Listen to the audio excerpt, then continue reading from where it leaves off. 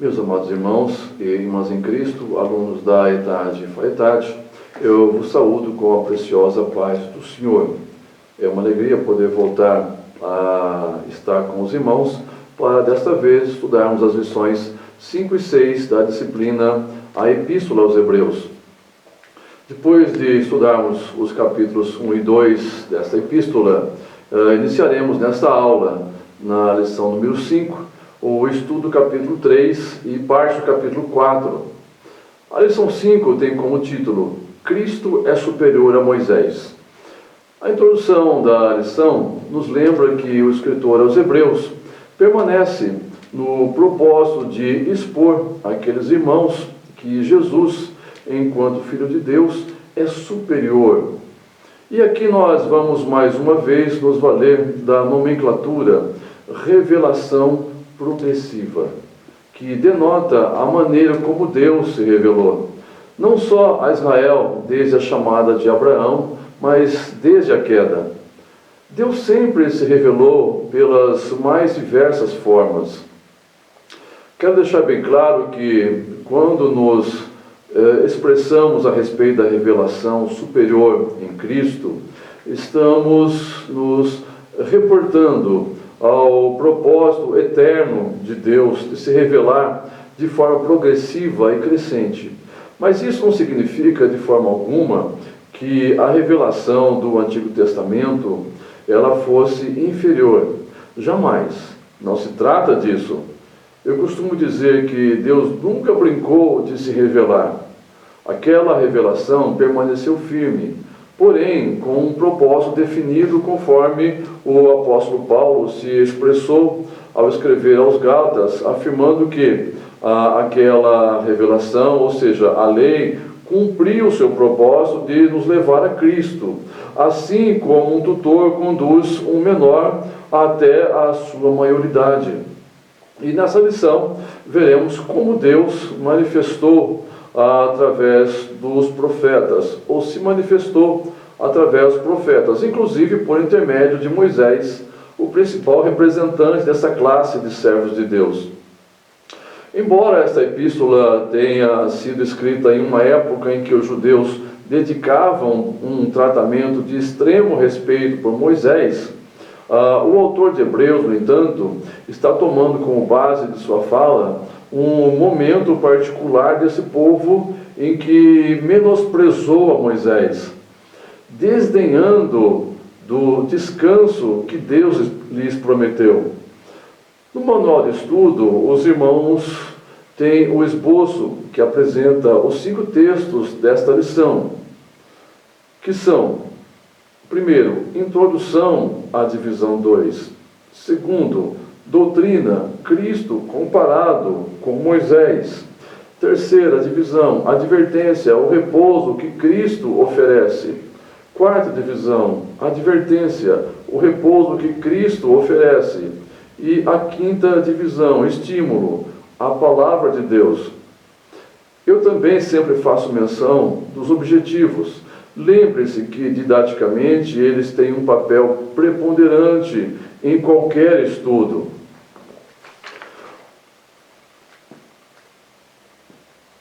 Note que, ao concluir, assim, o estudo dessa lição, nós deveremos ser capazes de, primeiro objetivo, expor o que Moisés significava para os judeus. Segundo objetivo, dizer como o escritor da Epístola aos Hebreus define a pessoa de Cristo em relação a Moisés, chamado de servo na casa de Deus. O terceiro objetivo será mencionar um dos muitos perigos que ameaçavam os hebreus cristãos, caso dessem as costas a Cristo. O quarto objetivo será apresentar o significado do descanso que Cristo oferece. E o quinto e último objetivo, distinguir o que faz a diferença entre uma religião teórica e uma fé verdadeira. Feito isso, meus irmãos, nós vamos então entrar no estudo do texto número 1, introdução à divisão 2. Uma visão global de Hebreus, capítulo 3 e capítulo 4. Meus irmãos, ao iniciarmos o estudo dos capítulos 3 e 4 de Hebreus, precisamos observar que o texto tem início com a conjunção coordenativa conclusiva, por isso, que também pode ser substituído pelas conjunções logo, portanto, assim sendo, desta forma ou por consequente. Esse tipo de conjunção implica uma continuação do texto anterior.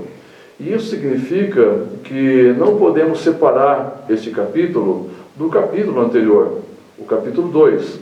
No capítulo 2, o autor tratou sobre a maneira como Cristo, enquanto nosso sumo sacerdote, que encarnando-se e tendo experimentado as nossas misérias, identifica-se conosco e nos socorre.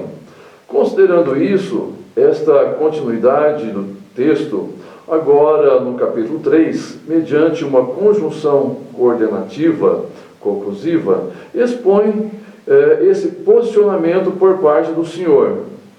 Nos impõe a necessidade e, ao mesmo tempo, a responsabilidade de considerar atentamente este fato.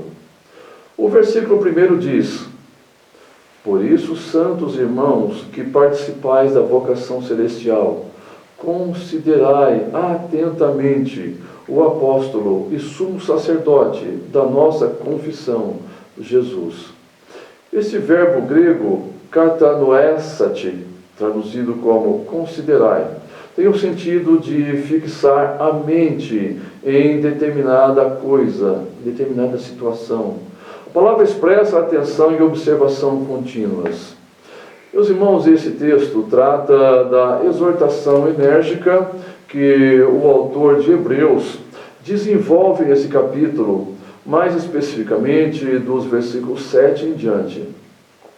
Esta ilustração, ela se baseia em uma ilustração de dois textos e eventos distintos em questão, ambos baseados no Salmo 95, versículos 7 a 11. Mas isso nós estudaremos no texto 3 dessa lição, que vai tratar dos versículos 7 em diante. Pois antes desse texto, o texto 1, nós estudaremos os versículos 1 a 6, uma vez que abordam a pessoa de Moisés, a quem Deus utilizou para conduzir Israel, desde a saída do povo de Israel do Egito, até a sua chegada na terra de Canaã. Meus irmãos, este texto, número 1, de modo geral, se concentra na advertência exposta pelo autor no primeiro versículo e que dá a tônica do capítulo, ou seja, não menosprezar a graça de Deus. O texto foca o conhecimento da revelação em Cristo, que não pode ser desprezada, tendo em vista a maneira como Deus trabalhou em favor da humanidade. Isso foi muito bem ilustrado por Jesus em diversas parábolas. Permitam-me citar pelo menos uma delas, a parábola dos convidados da grande ceia, registrada pelo evangelista Lucas, capítulo 14, versículos 15 a 23. Nesse texto, o Senhor disse: e ouvindo isso, um dos que estavam com ele à mesa disse-lhe: bem-aventurado o que comer pão no reino de Deus. Porém ele lhe disse: um certo homem fez uma grande ceia e convidou a muitos. E à hora da ceia mandou o seu servo dizer aos convidados: vinde, que já tudo está preparado. E todos a uma começaram a excusar-se. E disse o primeiro: comprei o campo e preciso ir vê-lo. Rogo-te que me hajas por escusado. E outro disse: comprei 5 juntas de bois e vou experimentá-los. Rogo-te que me hajas por escusado. E outro disse: casei e portanto não posso ir. E portanto aquele servo anunciou essas coisas ao seu senhor. Então o pai de família, indignado, disse ao seu servo: sai depressa pelas ruas e bairros da cidade e traz aqui os pobres e os aleijados e os mancos e os cegos. E disse o servo: Senhor, está feito como mandaste, e ainda há lugar. E disse o Senhor ao servo: sai pelos caminhos e atalhos e forços a entrar, para que a minha casa se encha. Notem os irmãos que Jesus aqui ele deixa bem claro, nesse texto, que a rejeição dos convidados para a ceia tanto foi proposital, como foi por motivos fúteis. É nesse sentido que o escritor de Hebreus se expressa, e essa parábola ilustra perfeitamente a rejeição de Israel ao trabalhar de Deus na vida da nação, mesmo já tendo visto e experimentado diversas operações sobrenaturais de Deus em favor da nação. Como veremos no texto 3, Deus lhes prometeu um descanso, mas mesmo estando já a uns 50 quilômetros de seu destino, descreram de Deus, e isso lhes custou em torno de 40 anos de peregrinação pelo deserto, até que toda aquela geração perecesse no deserto. A advertência de Hebreus 3 vem no sentido de, da mesma forma, não desprezar, não fazer pouco caso da graça revelada em Cristo. Muitos julgam o termo graça como que carregada de bondade, de benevolência, desprovida, porém, de qualquer responsabilidade. Ao contrário, a graça, ela nos impõe maior responsabilidade, uma vez que ela é trabalhada pela ação do Espírito Santo, que pode ser entristecido com facilidade. O apóstolo Paulo advertiu os crentes em Éfeso, dizendo: "E não entristeçais o Espírito Santo de Deus, no qual estáis selados para o dia da redenção." Notem os irmãos que no versículo 7 desse capítulo de Hebreus, é o Espírito Santo quem traz a advertência. "Portanto, como diz o Espírito, se ouvirdes hoje a sua voz."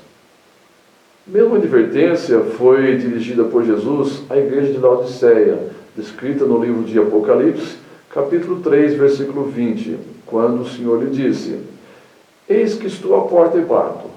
Se alguém ouvir a minha voz e abrir a porta, entrarei em sua casa, e com ele cearei, e ele comigo." Esta é uma das diversas e diversificadas afirmações bíblicas de como o Espírito Santo trabalha na vida do ser humano.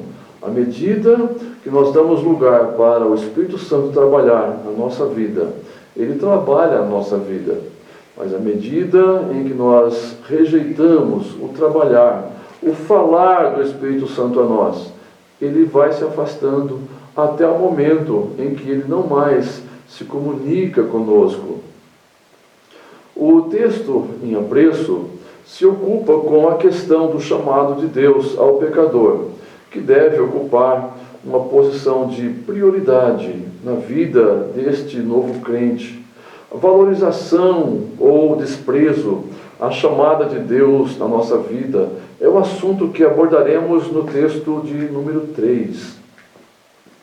Em relação aos antecedentes históricos de Israel, sabemos da tremenda veneração que Israel nutria pela figura de Moisés. Contudo, esse sentimento brotou na nação após o retorno do cativeiro babilônico, época em que Israel foi curado para sempre da maldita idolatria que consumia aquele povo, a ponto de condená-lo ao cativeiro. O rabinismo ganhou vulto. No período do cativeiro, nasceram os grandes partidos de Israel, como os fariseus e os saduceus, que passaram a colocar a lei em um patamar que hoje chamamos de farisaísmo, como sinônimo de hipocrisia. Todos nós crentes conhecemos a má fama dessa gente, e que se apegou tanto a tradições concernentes à lei mosaica, a ponto de Jesus acusar-lhes de invalidá-la, por valorizarem muito mais as tradições e teorias, e não a prática da sua essência, que é o amor a Deus acima de todas as coisas. Lembremos-nos que foi o próprio Deus que testemunhou, que falava com Moisés face a face, além de testemunhar ou testificar que Moisés era o homem mais manso da terra. No entanto, a vida exemplar de Moisés, enquanto servo de Deus, transformou-se em um fator inconsciente de idolatria para Israel. Eles não idolatravam deuses falsos, mas idolatravam as suas tradições.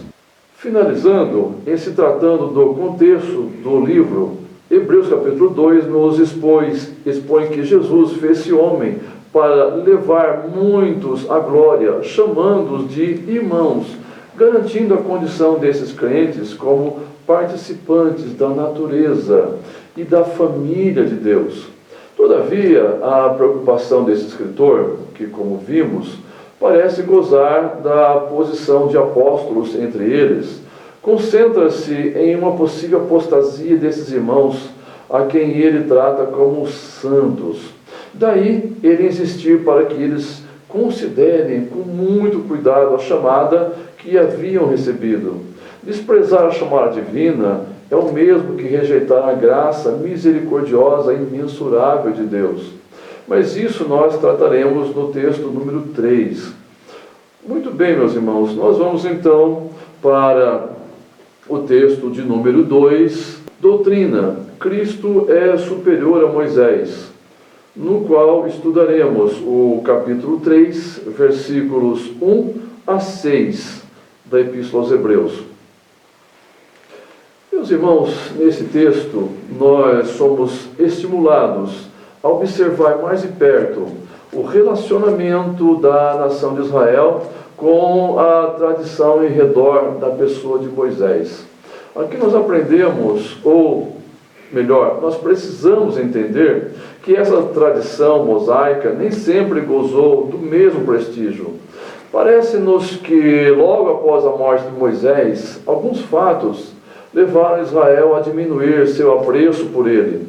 Poucos crentes se dão ao trabalho de examinar alguns detalhes que compuseram a vida de Israel após a morte de Moisés e de como a idolatria solapou a nação por séculos. Israel chegou a um ponto de idolatria insuportável diante de Deus até perder sua terra. Este apego com a tradição mosaica só passou a ser mais valorizado após o retorno do cativeiro babilônico, quando Israel foi, de uma vez por todas, liberto das garras da idolatria. Para exemplificar essa relação, quero relembrar aos irmãos alguns relatos bíblicos, como por exemplo, estando Moisés ainda no Monte Sinai, rapidamente o povo se esqueceu de tamanha experiência de ter visto como Deus castigou o Egito, o mar vermelho se abrir, as águas amargas se transformarem em água potável, depois de verem Deus lhes enviar codornizes para que se alimentassem, a água sair da rocha, de terem vencido os amalequitas e de terem visto a glória e ouvido a voz de Deus.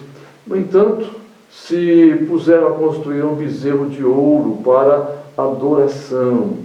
Mas também há um relato muito intrigante de um fato ocorrido algumas décadas após a morte de Moisés. Esse relato está registrado no livro de Juízes, capítulo 18, versículo 30. O texto diz: os filhos de Dan levantaram para si aquela imagem de escultura, e Jonatas, filho de Gerson, filho de Manassés, ele e seus filhos foram sacerdotes da tribo dos Danitas até o dia do cativeiro da terra. Notem os irmãos que o texto apresenta alguns homens reunindo forças para construir um ídolo. E, embora o texto não afirme, o contexto nos permite deduzir que Jonatas estaria envolvido nesse movimento idólatra, pois o contexto apresenta os sacerdotes como cúmplices deste ato. Inclusive, o próprio Jonatas, que como filho de Gerson, era, portanto, neto de Moisés e não de Manassés. O que ocorreu aqui foi que o rabinismo de época não identificada deliberadamente substituiu, segundo estudiosos, mediante alteração de somente uma letra, o nome de Moisés para Manassés, com o único objetivo de desvincular a pessoa e a família de Moisés da questão da idolatria. Numa linguagem bem atual, diríamos que não pegaria bem saber que a família de Moisés estaria ou estava associada com idolatria. Esse fato, por si só, nos mostra a que ponto de farisaísmo Israel chegou. A providência divina permitiu que Bíblias atuais, como a NVI, corrigissem essa distorção. Poderíamos ficar aqui horas relatando aos irmãos e irmãs as atitudes de Israel de completo menosprezo pela lei do Senhor, dada por intermédio de Moisés. No entanto, sempre Israel trazia o nome de Moisés à memória. Israel é citado pelo menos 792 vezes em toda a Bíblia. Fora o Pentateuco, em que seu nome figura mais, Moisés também é citado 51 vezes em Josué, 4 vezes em Juízes, 2 vezes em 1 Samuel, 1 vez em 2 Samuel, em 1 Reis 4 vezes, em 2 Reis 6 vezes, em 1 Crônicas 9 vezes, em 2 Crônicas 12 vezes, em Esdras 3 vezes, em Neemias 7 vezes, em Salmos 9 vezes, em Isaías 2 vezes, em Jeremias 1 vez, em Daniel 2 vezes, em Miqueias 1 vez, em Malaquias 1 vez, em Mateus 7 vezes, em Marcos 8 vezes, em Lucas 10 vezes, em João 12 vezes, em Atos 21 vezes, em Romanos 4 vezes, em 1 Coríntios 2 vezes, em 2 Coríntios 3 vezes, em 2 Timóteo 1 vez, em Hebreus 11 vezes, em Judas 1 vez, e em Apocalipse também 1 vez. Dessas referências, a maioria trata a Moisés como o servo do Senhor, ou então refere-se à lei de Moisés. Porém, algumas são bastante emblemáticas. Por exemplo, em 1 Crônicas, capítulo 23, versículo 14, Moisés é chamado de homem de Deus. No Salmo 103, versículo 7, somos informados que Deus manifestou os seus caminhos a Moisés. O Salmo 105, versículo 26, afirma que Deus escolheu a Moisés. No versículo 28, lemos que Moisés e Arão não foram rebeldes à sua palavra. No Salmo 106, versículo 23, o salmista diz: Moisés, seu escolhido, ou seja, escolhido de Deus. Mas ainda, no Salmo 106, versículo 33, o salmista relata que Moisés falou irrefletidamente. A Nova Versão Internacional traduz Isaías 63, versículo 12, da seguinte forma: que com o seu glorioso braço esteve a mão direita de Moisés. O texto revela que o braço de Deus estava sempre à mão direita de Moisés. Em Jeremias capítulo 15, versículo 1, vemos a consideração de Deus por Moisés. Disse-me, porém, o Senhor: ainda que Moisés e Samuel se pusessem diante de mim, meu coração não se inclinaria para este povo. Em Malaquias, capítulo 4, versículo 4, Deus chama Moisés de meu servo.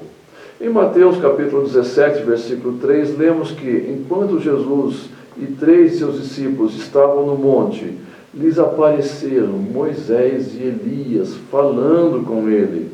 Em Atos, capítulo 7, versículo 22, Estevão disse que Moisés foi educado em toda a ciência dos egípcios e era poderoso em palavras e obras.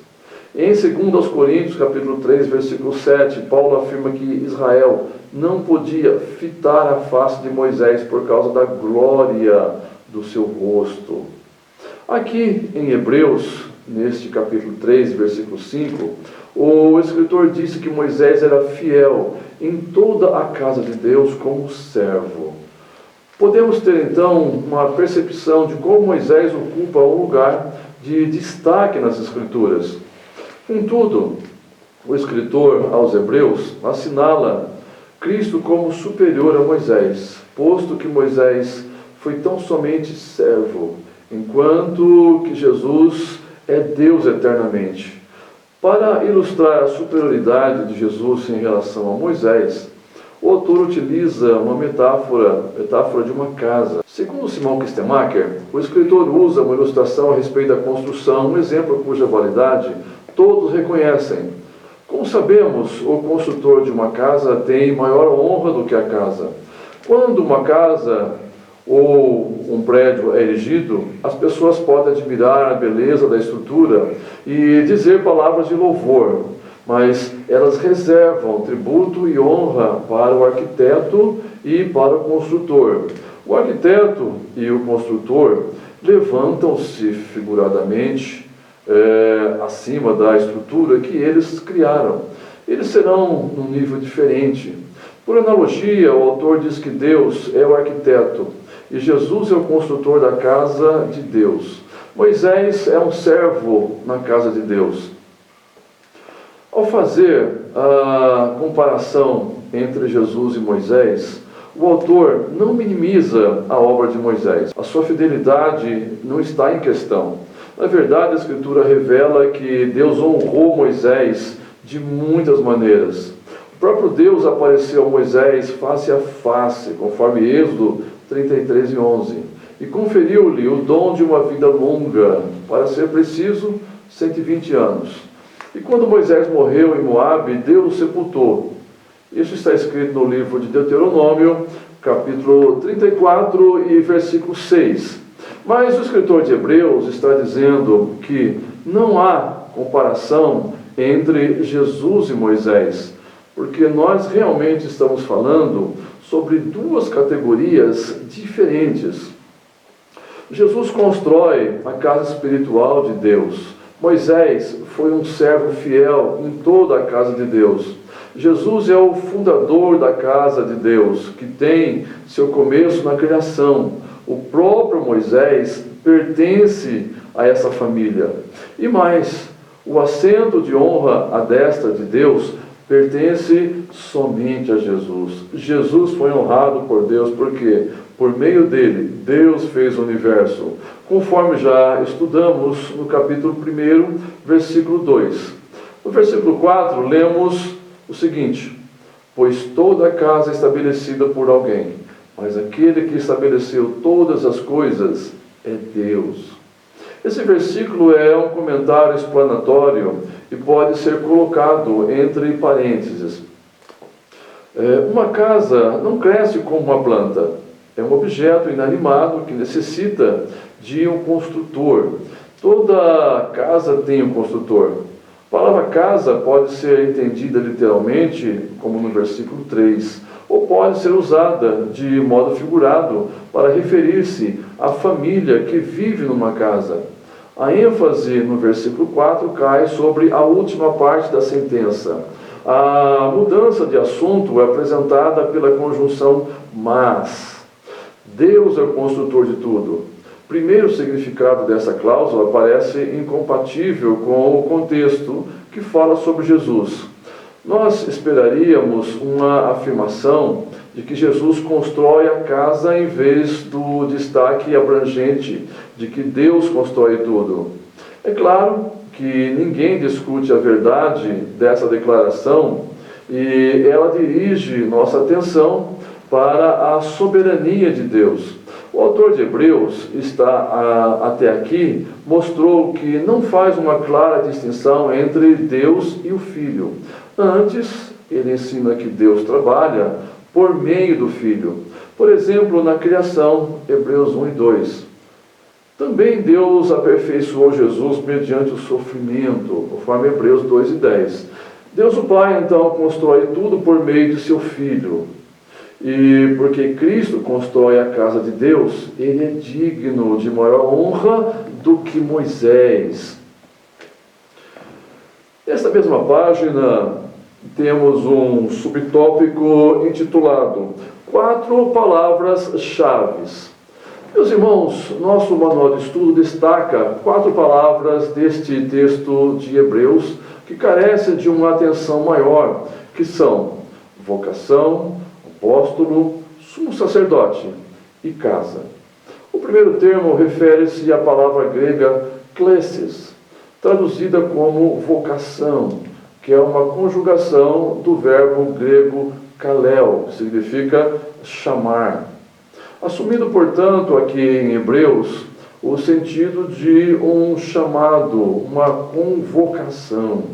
O filósofo Xenofonte utilizou esse verbo na literatura clássica grega para expressar a ideia de um convite para um banquete. No Novo Testamento, no sentido figurado, ele assume o sentido de um chamado, uma vocação, um convite para o reino de Deus, ou seja, aquele chamado divino pelo qual os crentes são introduzidos no Evangelho. Nesse sentido, este verbo figura no Novo Testamento em Romanos, capítulo 11, versículo 29, em Efésios 4 e 1, 2 Tessalonicenses 1 e 11, 2 Timóteo 1 e 9, aqui em Hebreus 3 e 1, 2 de Pedro 1 e 10, etc. Na opinião de Champlin, a palavra confissão indica a formalidade de um voto, de um acordo legal, conforme se tem descoberto tal vocábulo nos papiros e inscrições daquela época. Passou para o vocabulário cristão, indicando a solene lealdade que os homens devem dar a Cristo como seu Senhor e Salvador. Sempre envolverá mais do que a mera aceitação de um credo, de uma confissão, de determinadas proposições doutrinárias. Antes, é a entrega da alma, ou de alma a Cristo, naquela atitude denominada fé. Mas a segunda palavra é apóstolo. O termo grego traduzido como apóstolo no versículo 1 é apóstolos, e refere-se àquele que Deus enviou. Um conceito repetidamente usado pelo evangelista João no evangelho que ele escreveu, como por exemplo, capítulo 3, versículos 17 e 34, capítulo 5, versículos 36 a 38, capítulo 6, versículos 29 e 57, capítulo 7, versículo 29, capítulo 8, versículo 42, capítulo 10, versículo 36, capítulo 11, versículo 42 e capítulo 17, versículo 3. E mesmo em sua primeira epístola, capítulo 4 e versículo 10, a palavra apóstolo tem o significado mais profundo de embaixador. O apóstolo não é meramente enviado, ele é empossado com a autoridade daquele que o envia. Além disso, ele pode e deve falar somente as palavras que o seu superior dá. Ele é proibido de expressar suas próprias opiniões quando elas são diferentes das quem o enviou. Jesus então proclama a mesma palavra de Deus. Ele traz o Evangelho, as boas novas. Enquanto o termo apóstolo relaciona-se por comparação a Moisés, a designação sumo sacerdote é rememorativa de Arão. As funções separadas desses dois irmãos são combinadas e são cumpridas na pessoa única de Jesus e em sua obra. Jesus é maior do que ambos, Moisés e Arão. Champlin nos diz que, acima de todos enviados por Deus, aparece o Filho, que é divino e pré-existente, que se encarnou e que, tendo sido glorificado, se tornou o nosso sumo sacerdote. Na pessoa de Cristo é que temos supremamente a mensagem de Deus. Moisés foi alguém enviado, um apóstolo que cumpriu importante tarefa, mas Cristo é muitíssimo superior a Moisés, dotado de mensagem muito mais elevada e de comissão muito mais importante. Seria ridículo dar fixa atenção ao enviado menor e não dar ouvidos ao maior, que é Cristo, ou não dedicar a vida ao apóstolo supremo. Encontramos aqui a única menção da palavra apóstolo no tocante a Cristo. Sumo sacerdote. O termo grego traduzido como sumo sacerdote, no versículo 1, é arquiéria. Westberg diz que Jesus não é apenas apóstolo, mas também sumo sacerdote. Moisés foi um profeta que, em algumas ocasiões, serviu como sacerdote. E aqui o autor indica o Salmo 99, versículo 6. Mas nunca foi sumo sacerdote. Esse título pertencia a seu irmão Arão. Aliás, Jesus Cristo é chamado de grande sumo sacerdote, conforme Hebreus 4,14. Como apóstolo, Jesus Cristo apresentou ou representou Deus diante dos homens. Como sumo sacerdote, ele representa os homens diante de Deus do céu. A quarta palavra destacada nesse texto é casa. O termo grego traduzido como casa no versículo 2 é oiko. Essa expressão do escritor de Hebreus, como também o foi Moisés, em toda a casa de Deus, foi tirada da Septuaginta, do livro de Números, capítulo 12, versículo 7.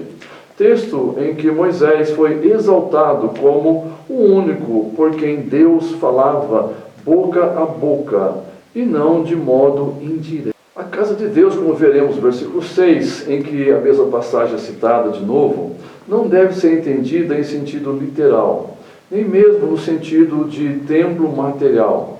Refere-se antes ao propósito ou obra de Deus, que primeiro encontra expressão em Israel e depois na igreja.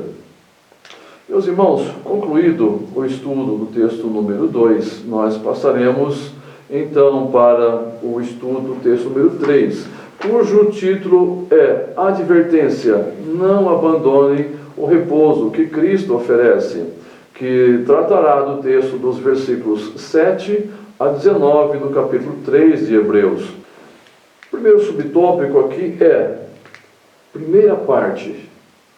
Meus irmãos, a exortação enérgica que o autor de Hebreus desenvolve nesse capítulo, mais especificamente no versículo 7 em diante, e que tem como base uma ilustração de dois outros textos que relatam eventos distintos em questão, ambos baseados no Salmo 95, versículos 7 a 11. Nessa epístola, esse autor menciona muitas vezes o livro de Salmos, e isso nos leva a considerar que ele tem uma predileção por esse livro do Antigo Testamento. Lembrando que esta citação de Salmos é tirada da Septuaginta, com a qual se harmoniza literalmente, com umas poucas diferenças. Nesse texto, o salmista, por sua vez, se reporta a duas experiências distintas durante a peregrinação dos filhos de Israel pelo deserto, movidos por incredulidade e rebeldia. A primeira advertência que Deus faz através do salmista é para alertar a Israel quanto ao perigo da murmuração, denominada pelo escritor de Hebreus como tentação ou provocação, referindo-se à murmuração de Israel no deserto de Sim, em virtude da falta de água, registradas no livro de Êxodo, capítulo 17, versículos 1 a 7, como também no livro de Números, capítulo 20, versículos 1 a 13, lugar ao qual Moisés chamou de Massá e Meribá. A segunda advertência feita pelo salmista e retomada pelo escritor de Hebreus é em relação à incredulidade de Israel, estando já em Cades Barneia, registrada no capítulo 14 do livro de Números. E, ao meu ver, o escritor de Hebreus deposita um peso muito maior nesta segunda advertência do que na anterior. Pois no Salmo 95, o salmista apela à sua própria geração para que não caia no terrível erro da geração que pereceu no deserto. Nesse texto, o autor de Hebreus desenvolve também um conceito singular de descanso, algo que ele entende ser a verdadeira posição da igreja em Cristo, mediante o que Cristo fez. Ele está convencido de que aqueles irmãos judeus, sob perseguição, enfrentavam um perigo seríssimo, razão pela qual devem dar atenção à advertência explícita nessa experiência de Israel, que decidiu retornar ao Egito, lugar de escravidão. Ao invés de continuar a jornada para a terra prometida, lugar de repouso, e quanto aos hebreus cristãos, esses estavam querendo voltar à prática do judaísmo, ou pelo menos tentados a isso. Portanto, podemos ter nesse salmo o início de uma associação entre o descanso prometido por Deus e o próprio lugar de descanso divino, a tenda ou tabernáculo, e mais tarde o templo.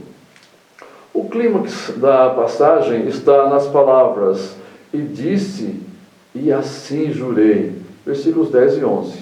A promessa é: não entrarão no meu descanso. O autor consegue discernir aqui uma espécie de expressão com duplo sentido. Como veremos, o descanso anunciado nesse salmo é aquele a que o autor se refere como o repouso eterno de que os cristãos vão desfrutar e que nada tem a ver com a terra prometida literal. Os que têm experimentado a redenção da cruz podem ver-se em situação semelhante.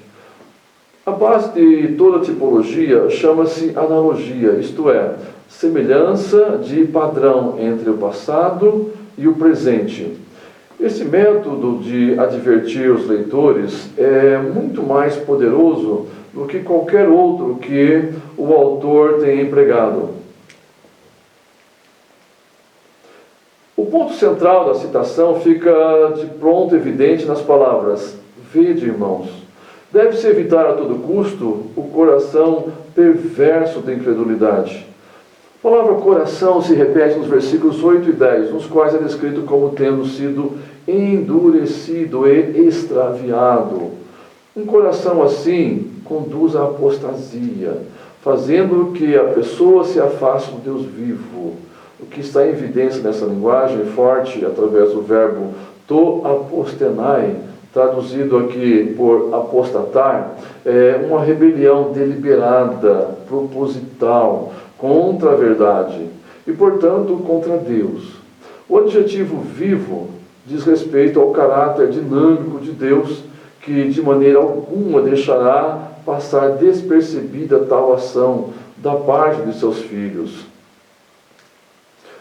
O segundo subtópico desta página é a causa da rejeição de Israel. Meus irmãos, este texto busca evidenciar que os leitores devem tomar o máximo de cuidado para que não lhe suceda o mesmo que aconteceu aos peregrinos no deserto, isto é, que nenhum de vós se endureça, que propositadamente é a palavra usada na citação do versículo 8, conforme também o versículo 15. Pelo engano do pecado.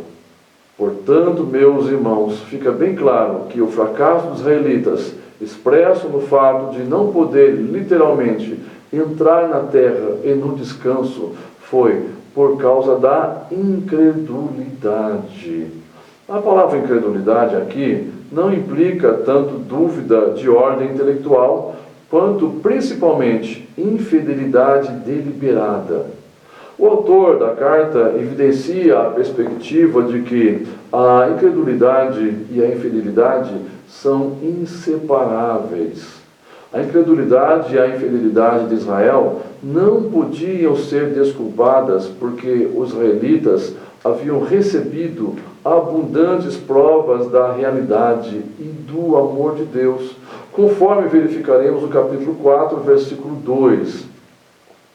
O termo incredulidade, como aplicado aqui, nos faz entender que Israel estava duvidando da capacidade ou da vontade de Deus em introduzi-los na terra prometida, em dar-lhes a terra prometida, colocando, portanto, em dúvida o caráter santo de Deus. Tem-se então uma dimensão da advertência do autor, tanto em relação à motivação, quanto às consequências da incredulidade, que, nesse texto, é sinônimo de afronta direta à soberania divina. Retroceder na fé para o escritor de Hebreus tem consequências imprevisíveis. Eu digo sempre que brincar de ser crente é perigoso. Sansão brincou com sua salvação. Deitado no colo de Dalila, ele desprezou o trabalhar de Deus em sua vida em troca de uns momentos de prazer. Nesse momento, ele já havia brincado muito com Deus, a ponto de quebrar ordenanças divinas quanto ao seu nazireado. Faltava quebrar somente o último dos requisitos divinos, o corte do seu cabelo.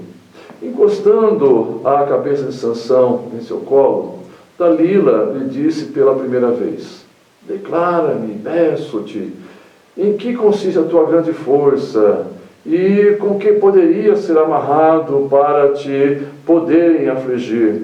Respondendo Sansão, lhe disse que deveria ser que o amarrassem com 7 vergas de vimes frescos, que ainda não estivessem secos.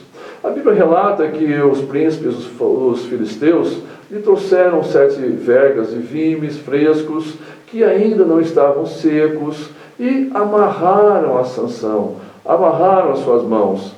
E aí então Dalila lhe disse: Sansão, os filisteus vêm sobre ti. Então Sansão quebrou as vergas de vimes e não era.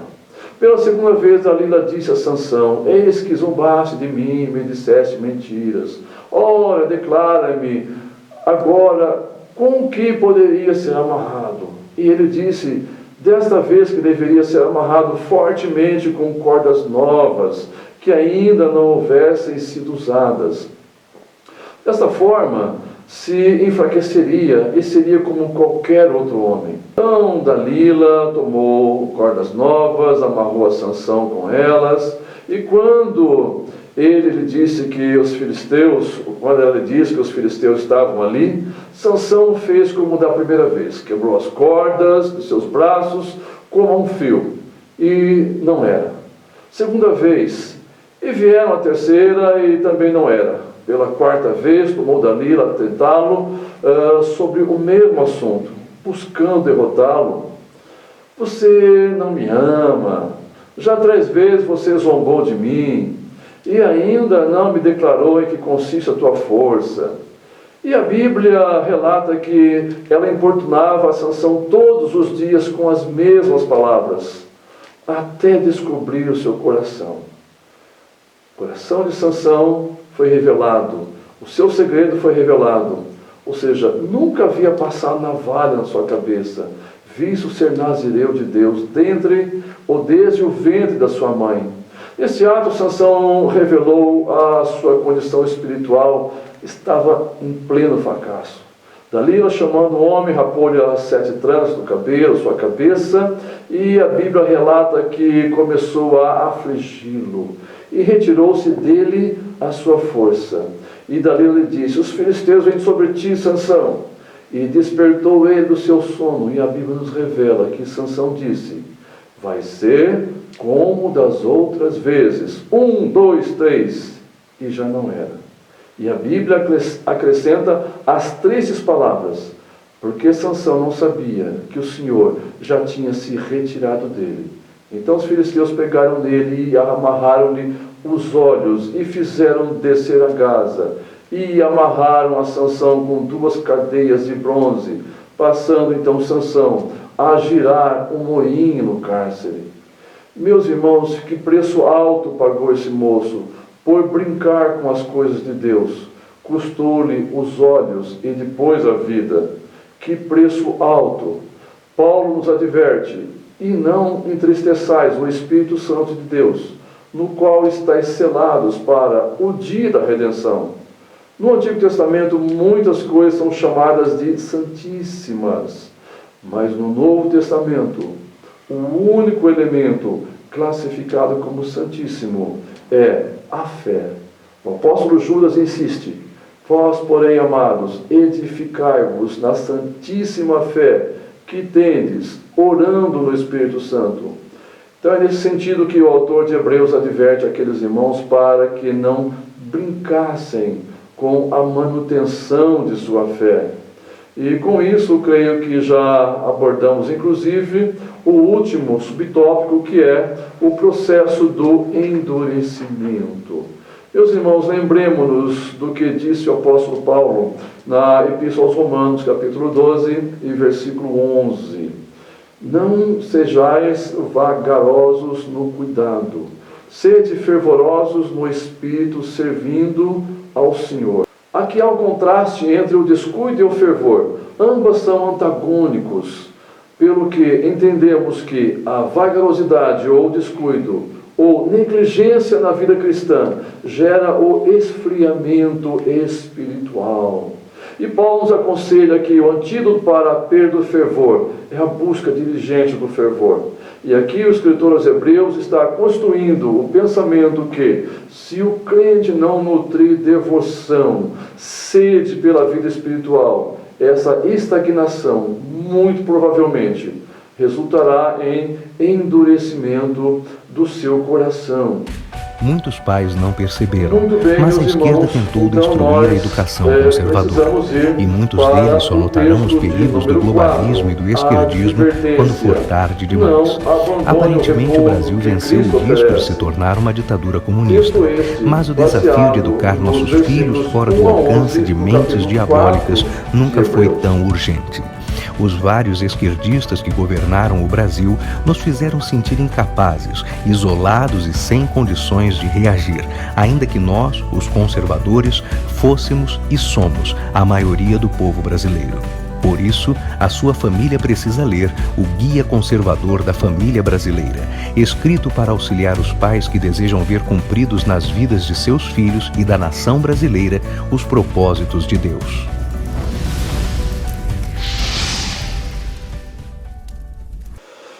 Muito bem, meus irmãos, nós precisamos então ir para o texto número 4, cujo título é Advertência, não abandonem o repouso que Cristo oferece.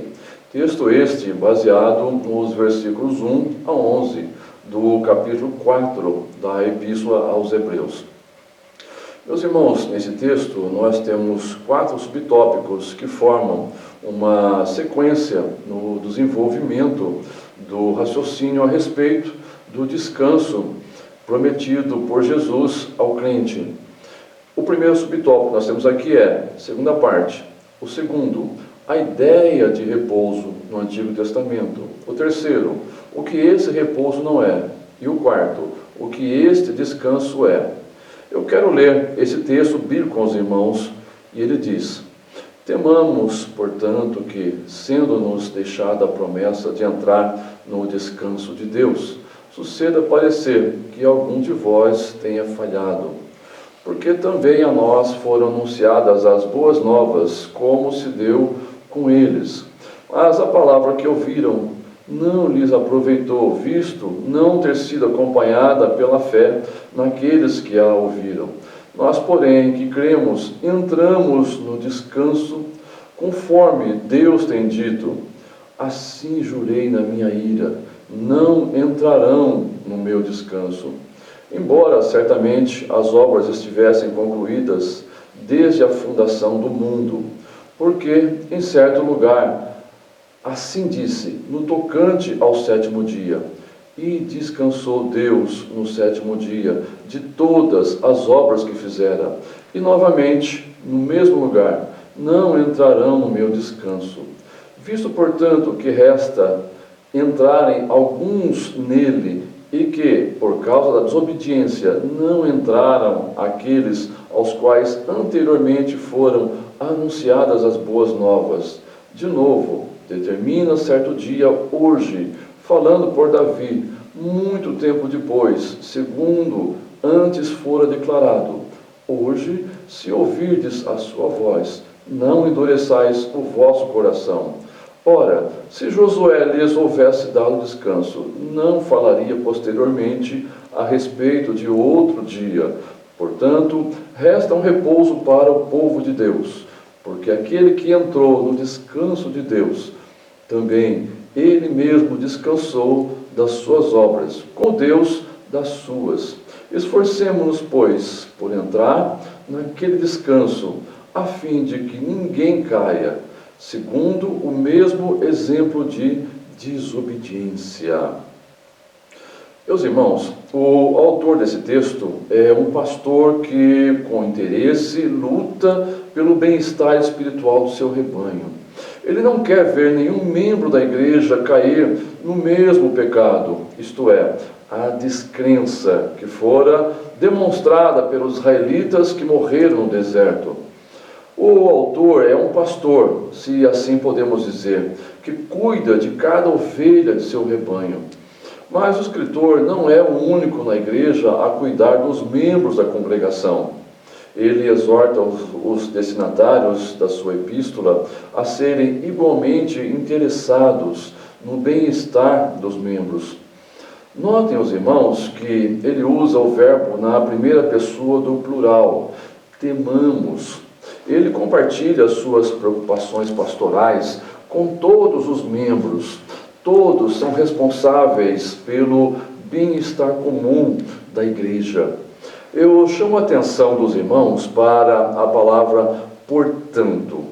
Essa palavra é muito significativa, porque ela olha para trás, para a citação e a interpretação do Salmo 95 e aponta para a frente, aos crentes que lerão a Epístola aos Hebreus. O que o escritor de Hebreus sugere quando diz aos seus leitores que eles têm a promessa de entrar no descanso de Deus?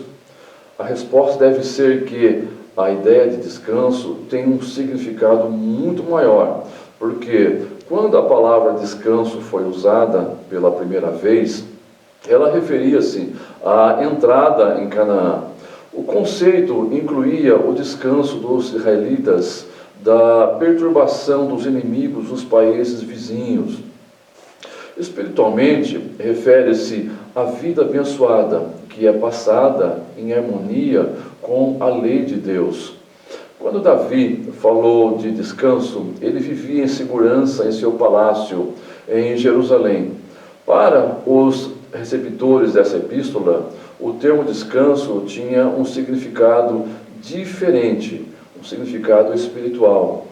Na congregação que originalmente recebeu a epístola, a possibilidade de que alguém falhasse em apropriar-se das promessas de Deus parece ter sido real. A expressão tenha falhado pode ter sido emprestada dos esportes de arena, da ideia de ser deixado para trás na corrida e assim falhar em alcançar o objetivo. Quando alguém não alcança o alvo, ele não pode dar nem mesmo a aparência de ter chegado. Aos olhos dos espectadores na arena, o participante falhou. Ele não pode receber um prêmio e, em muitos casos, perde até mesmo a simpatia do povo. Notem os irmãos que depois de comparar os israelitas que perambulavam no deserto com os destinatários de sua epístola, o escritor de Hebreus afirma confiantemente: nós, porém, que cremos, entramos no descanso. Ele não usa o termo futuro, nós entraremos. Ele diz, nós que cremos, entramos. E assim ele afirma que a promessa de Deus tornou-se realidade de acordo com o seu plano e propósito divinos.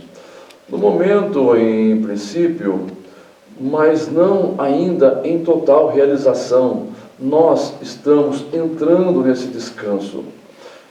Enquanto mantivermos nossos olhos fitos em Jesus, o autor e consumador da nossa fé, conforme Hebreus 12:2, nós apreciamos o descanso que Deus prometeu e, finalmente, estaremos com Ele eternamente. Esse ponto levanta as seguintes questões. Primeira, quem entra nesse descanso? O autor é completamente específico. nós, isto é, aqueles que creram e demonstraram fé em Cristo ao confessar seu nome, conforme Atos capítulo 4, versículo 32, capítulo 16, versículo 31, e também Romanos capítulo 10, versículo 9, como bem também 1 Tessalonicenses capítulo 2, versículo 13. E nós entramos porque a promessa de Deus ainda permanece. Assim como a promessa de Deus não perde a sua validade, assim também elas permanecem verdadeiras para todos que aceitam a palavra de Deus pela fé. A palavra de Deus prevalece porque Ele disse: assim jurei na minha ira, não entrarão no meu descanso. Essas palavras não se aplicam somente à experiência de Israel no deserto, mas também lembram os leitores da epístola de que a promessa de Deus e as ameaças são igualmente válidas hoje.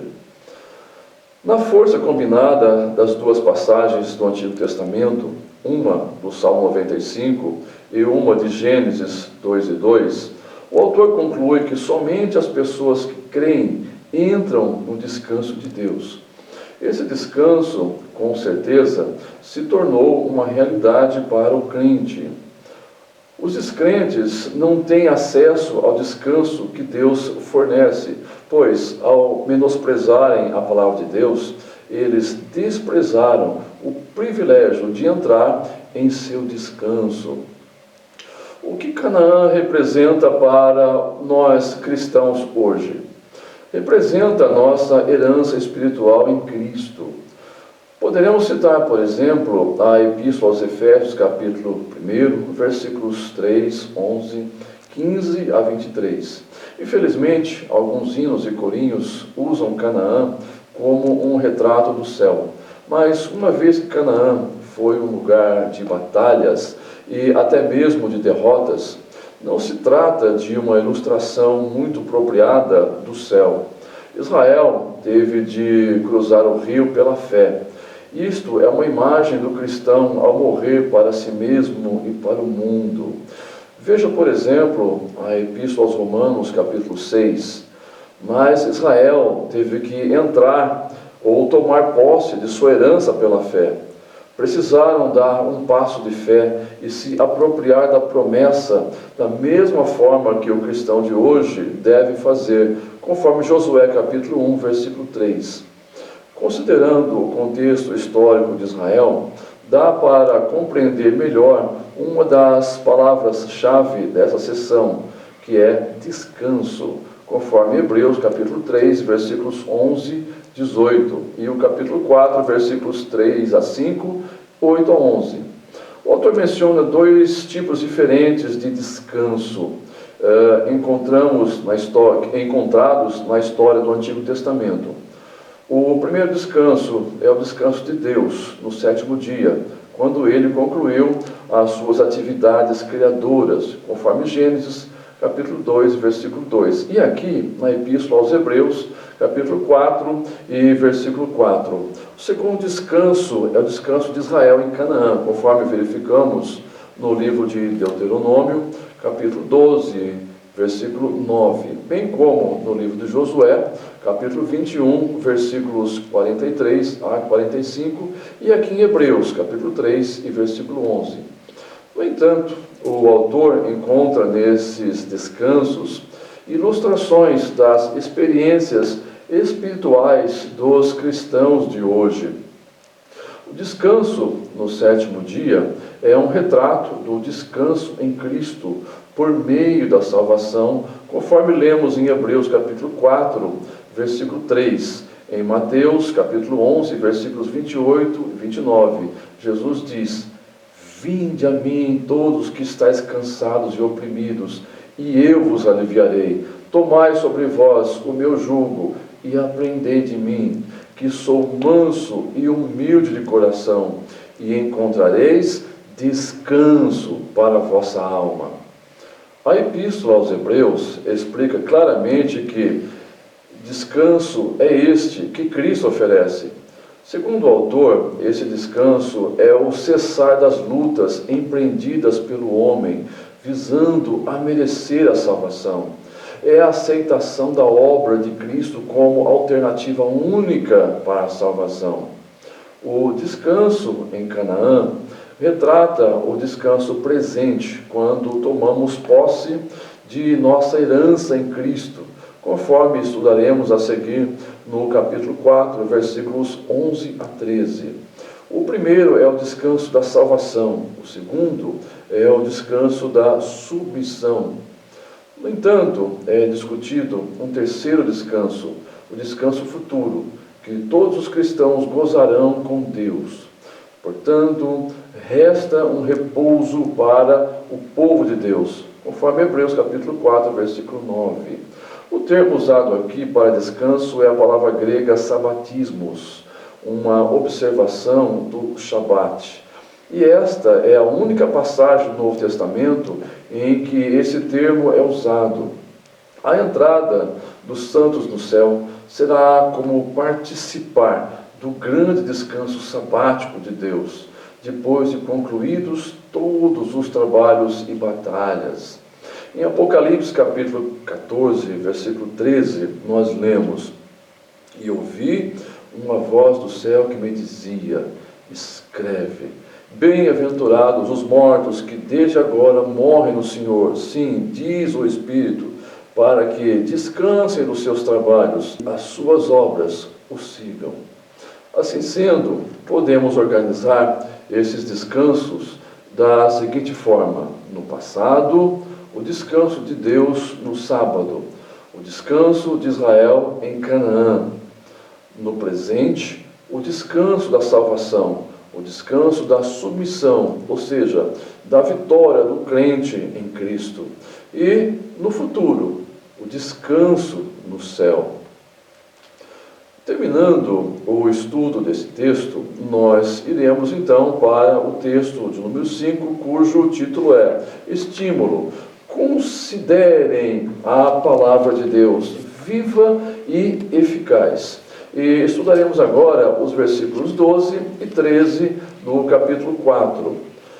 No versículo 12, nós lemos: "Porque a palavra de Deus é viva e eficaz, e mais cortante do que qualquer espada de 2 gumes, e penetra até ao ponto de dividir alma e espírito, juntas e medulas, e apta para discernir os pensamentos e propósitos do coração."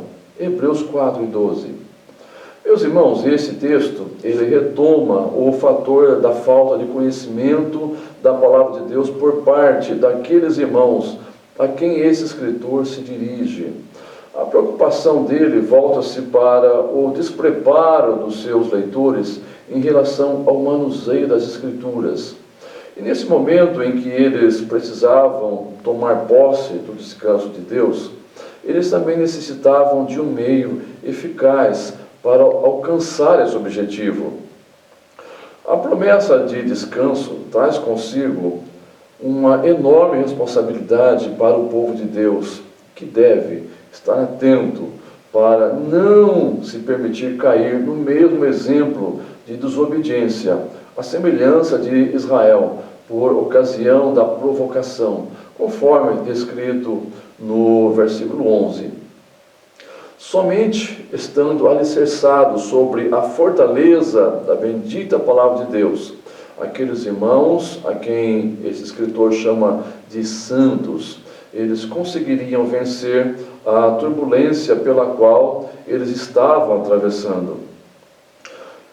Justamente por esse motivo, no versículo 12, o autor ele reforça a sua exortação, trazendo à memória o caráter dinâmico da palavra de Deus. E ele utiliza o termo grego logos, que nesse versículo tem o mesmo sentido de revelação. O escritor lhes relembra que não se trata de uma palavra morta ou formal, mas cheia de poder e eficácia, capaz de esquadrinhar até as profundezas da natureza humana. Ela é apta para estabelecer juízos de cunho moral e discernir os pensamentos e intenções do coração, conforme o versículo 12, que nós já lemos. E, consequentemente, Deus percebe logo a dúvida ou o pecado, por menor que seja. Alma e corpo não podem furtar-se ao seu olhar. Frank Boyd faz uma citação muito acertada de Vincent, dizendo que, abre aspas, a palavra patentes, conforme está no versículo 13, deriva-se do vocábulo grego traquelos, que significa garganta, e cujo sentido é virar para trás a garganta, como faz o cirurgião no paciente. O animal do sacrifício tem sua garganta exposta totalmente à lâmina do cutelo. Semelhantemente, todo ser humano está totalmente descoberto diante dos olhos daquele cuja palavra é como espada cortante de 2 gumes. Vamos considerar, entretanto, que o verbo grego tetrakelismena é um perfeito passivo, particípio do verbo traquelizo ou traquelizo, que significa eu pego o pescoço, eu me exponho, dobrando-me para trás. Essa palavra tem sido interpretada de vários modos, mas o significado básico é expor-se, porque o verbo ocorre somente uma vez no Novo Testamento e o significado exato não pode ser obtido. Schemacher analisa muito bem o trabalhar da palavra de Deus em nosso ser. Ouça o que ele diz, abre aspas, nada permanece intocável pela Escritura, pois ela se dirige a todos os aspectos da vida do homem. A palavra continua a dividir a existência espiritual do homem e mesmo o seu ser físico. Todos os recessos do corpo e da alma, incluindo os pensamentos e atitudes, enfrentam o corte afiado da espada divisória de Deus. Enquanto os pensamentos do homem permanecem escondidos do olho examinador do seu vizinho, a palavra de Deus os descobre. A palavra de Deus é chamada de juiz dos pensamentos e intenções do homem. No Saltério, Davi diz, Senhor, Tu me sondas e me conheces, sabes quando me assento e quando me levanto. De longe penetras os meus pensamentos, esquadrinhas o meu andar e o meu deitar, e conhece todos os meus caminhos. Salmo 139, versículos 1 a 3. Fecha aspas. Esse mesmo comentarista, Schemacher, ele acrescenta que o Senhor, com sua palavra, expõe os motivos escondidos no coração do homem. Fecha aspas. No versículo anterior desse texto, é dito àqueles irmãos que eles deveriam se esforçar, e isto é plenamente aplicável ao nosso contexto. Mas uma boa tradução para a admoestação do versículo 11 é: sejamos diligentes. Ser diligente é o oposto de se desviar, conforme já lemos no capítulo 2, versículo 1 a 3. De que maneira somos diligentes? Atentando cuidadosamente para a palavra de Deus. Somente o crente que busca conhecer a palavra de Deus e guardá-la em seu coração será capaz de superar perseguições ou tentações que podem surgir. É a palavra de Deus que faz diferença entre uma religião teórica e uma fé verdadeira, que leva o crente a uma perfeita comunhão com Ele, resultando então numa constante experiência real e maravilhosa. Nesse texto temos um subtópico que diz: Deus nos contempla, que trata de analisar o versículo 13 desse versículo, estando contudo totalmente atrelado ao versículo 12. Aqui constatamos que as desculpas que usamos para encobrir os nossos erros são plenamente conhecidas por Deus, cujos olhos são como chamas de fogo, conforme Apocalipse, capítulo 1 e versículo 14. O autor da epístola procurou impregnar na mente dos seus leitores O fato de que as suas desculpas para não prosseguirem no caminho da fé não tinham justificativa alguma diante de Deus. É que Deus não nos julga pelas nossas desculpas, mas sim pelos nossos motivos. Bacon faz uma consideração muito acertada desse versículo que eu gostaria de referenciar aqui. Ele nos diz que é evidente que Deus vê o coração, mas nem sempre nós mesmos sabemos o que há em nosso ser interior. Segundo se pode constatar em Jeremias capítulo 17, versículo 9. Deus usa a palavra para nos levar a enxergar o pecado e a incredulidade do nosso coração. A palavra revela nosso coração. Em seguida, se confiarmos em Deus, a palavra capacita nosso coração a obedecer a Deus e apropriar-se de suas promessas, conforme o mesmo raciocínio que o escritor vinha traçando no começo anterior. Por isso, todo cristão deve esforçar-se com diligência para ouvir a palavra de Deus e lhe obedecer.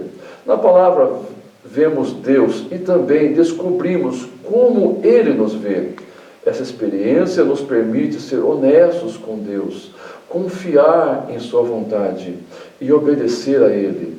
Tudo isso é possível em função da obra consumada de Jesus Cristo. Temos acesso ao seu descanso, crendo em sua palavra e obedecendo à sua vontade. Podemos fazer isso ao ouvir sua palavra, compreendê-la, crer nela e lhe obedecer. Esse é o único modo de nos apropriarmos de nossa herança em Cristo. Fecha aspas.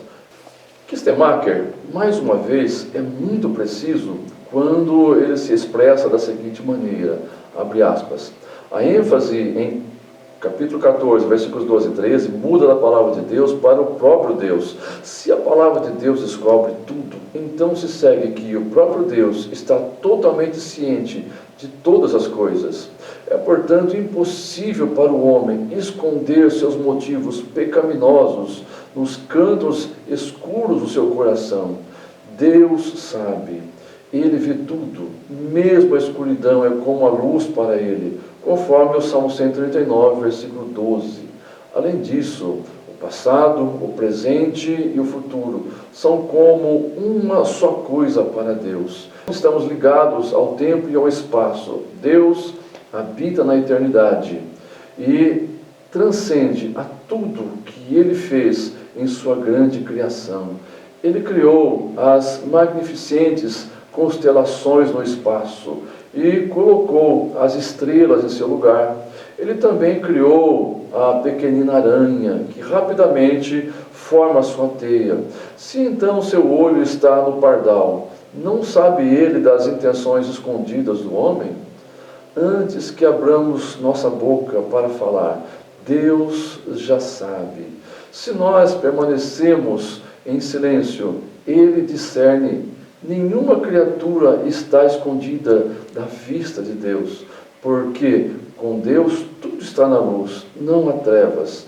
O homem, a coroa da criação de Deus, foi inventado para andar nesta luz, para que pudesse ver claramente. Bem, meus amados irmãos, o texto realmente é glorioso e a ele cabe muitas considerações, mas nós precisamos ir para a lição 6. Mas antes, nós faremos um breve intervalo para os irmãos tomarem uma água, um café, e em seguida nós retomaremos.